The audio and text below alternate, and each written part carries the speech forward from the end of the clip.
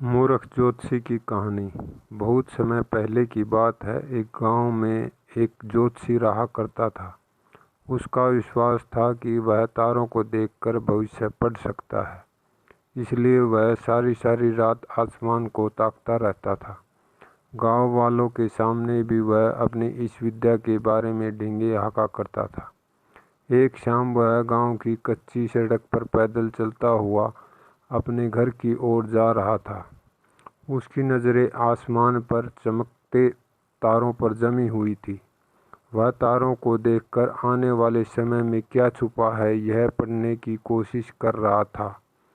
तभी अचानक उसका पैर कीचड़ से भरे एक गड्ढे पर पड़ा और वह गड्ढे में जा गिरा।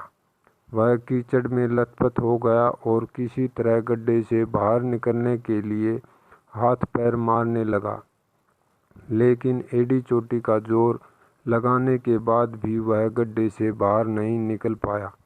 सारी कोशिश बेकार जाती देख वह सहायता के लिए चिल्लाने लगा। उसकी चिल्लाने की आवाज़ सुन कुछ लोग दौड़कर आए। उन्होंने उसे गड्ढे में गिरे देखा तो समझ गए कि आदतवश वह आसमान में तारों को देखकर भविष्य को समझने लगा हुआ होगा और सड़क का गड्ढा उसने नहीं देखा होगा। उन्होंने उसे बाहर निकाला और बोले, तुम आसमान में तारों को देखकर भविष्य पढ़ते रहते हो और तुम्हें यही नहीं पता कि तुम्हारे पैरों तले क्या है। भविष्य की तलाश में मत भटको, जो सामने है उस पर ध्यान दो।